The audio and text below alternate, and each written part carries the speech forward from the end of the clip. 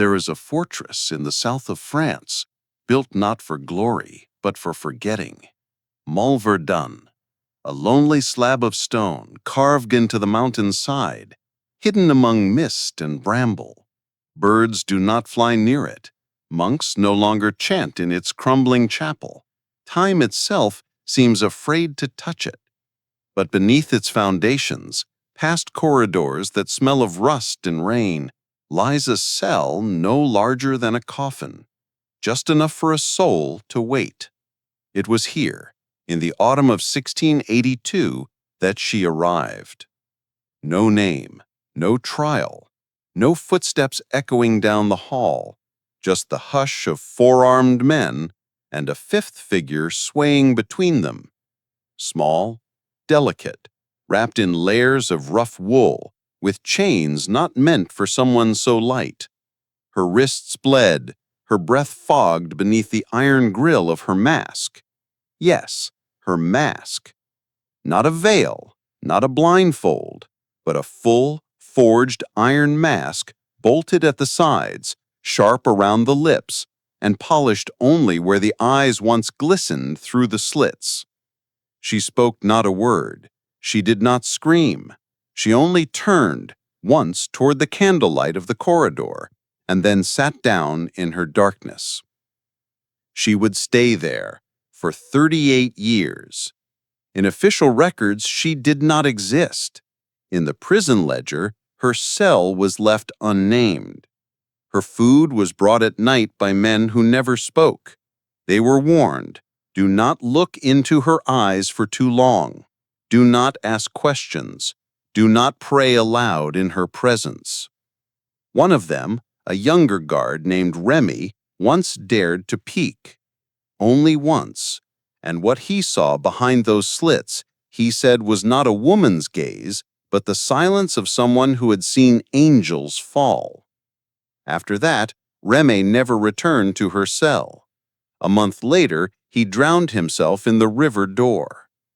In nearby villages, rumors spread like frost on stone. Some said she was a nun who had broken her vows with a prince. Others believed she was a witch, cursed not to burn, but to rot slowly in the mask of shame. A few whispered she was royalty, hidden away by a king too proud to admit he had a rival in his own blood. But the truth? No one ever knew. The mask, sealed with rivets of silver, was not made to kill. It was made to preserve. She was fed. She was kept warm. Her hair was trimmed, her cell cleaned once a month by two silent women in black, who were said to take turns kneeling for hours, simply watching her sleep, as if in reverence or guilt. Why would they keep her alive, yet never free? What did she know that was too dangerous to speak, yet too sacred to destroy? Some say that in the winter of 1691, a royal carriage passed by Malverdun during a storm. It never stopped, but one of the coachmen was seen weeping that night in a tavern, whispering into a glass of burning wine. I saw her, still breathing, still waiting, and the king will not let her die. The king, Louis XIV, the Sun King, whose court danced beneath ceilings of gold, while she, a woman unknown to history, aged in silence with iron for a face. Versailles was a palace of mirrors, but not all reflections were true. Behind the gold leaf columns and embroidered silks, beneath the chandeliers that glittered like captive stars, lived a court of masks more intricate than any iron could ever be. Each duchess wore perfume stronger than her loyalty. Each minister bowed lower than his spine allowed. And above them all, casting a shadow longer than France itself, stood Louis XIV, the Sun King. But even the sun leaves corners untouched. One winter evening, during a masquerade in the Hall of Mirrors, a court musician stumbled, not in rhythm, but in silence. He had dropped his sheet music, and as he bent to retrieve it, another paper slipped free from within his coat. It bore no signature, no seal, only one sentence written in black, spidery ink. She knows the name he stole. The paper was burned before midnight, but whispers, once born in Versailles, breed like rats beneath the velvet. She. Who? Some said it referred to the Queen's old maid, who vanished without farewell in 1679. Others believed it spoke of the famed Demoiselle Vian, a noblewoman known for her voice and her visions, last seen boarding a carriage bound for Provence and never arriving.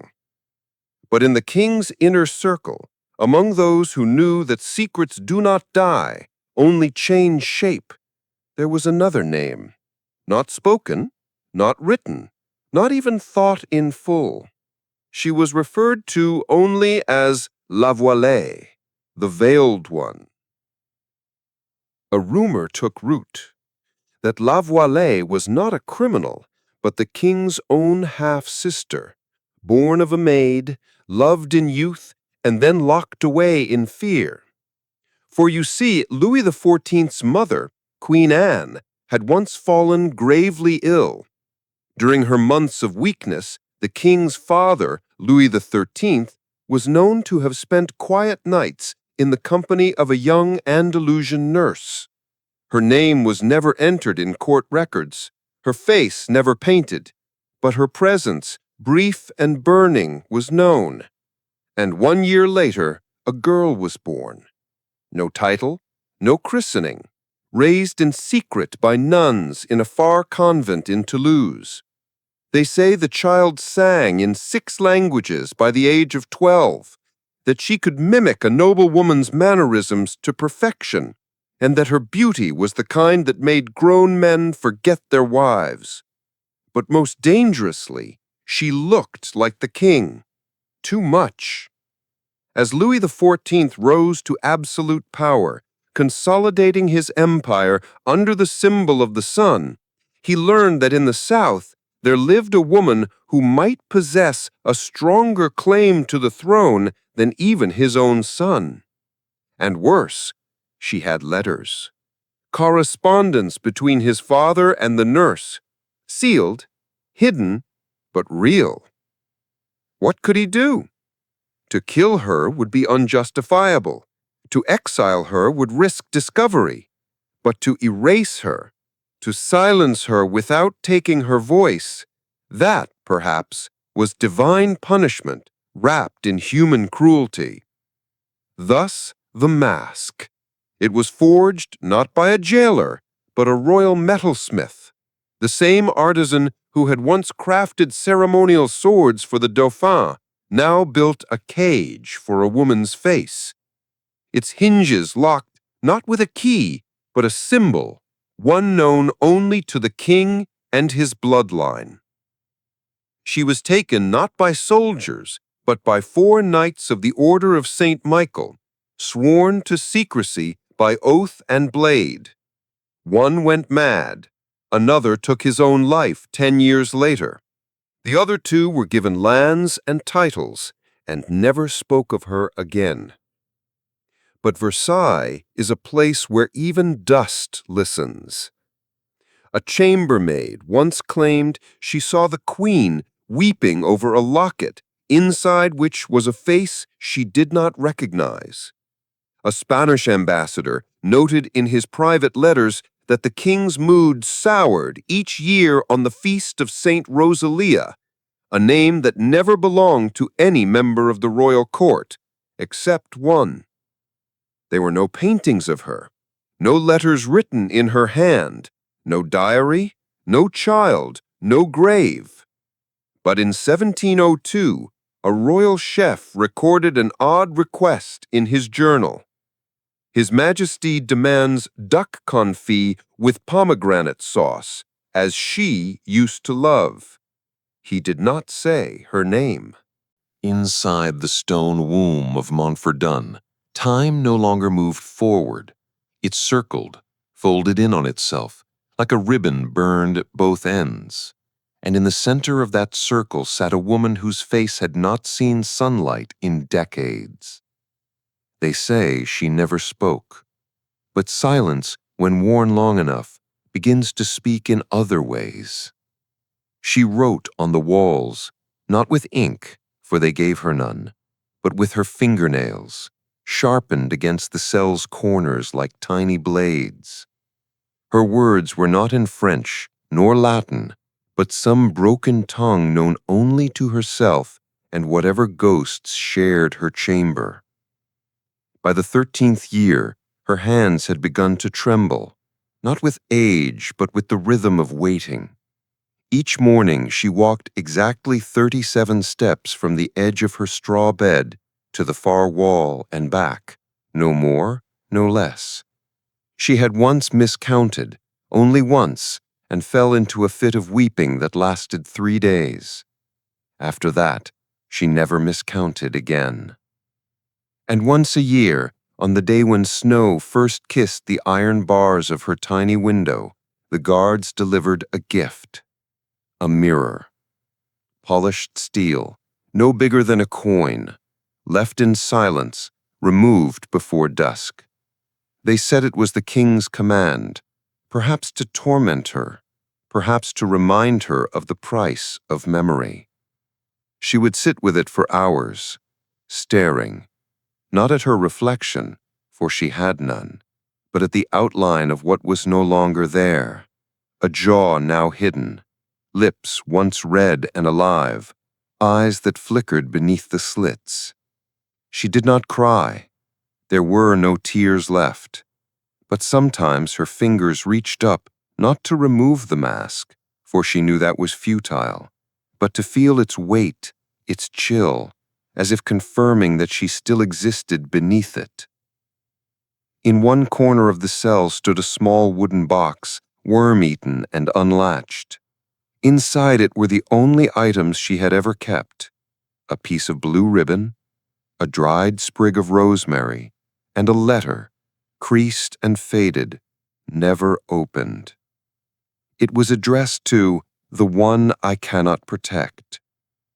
The story whispered through the walls by guards and cleaners was that before her capture, she had fallen in love, not with a prince, not with a commoner, but with a knight, a man of honor, sworn to the very king who had ordered her mask.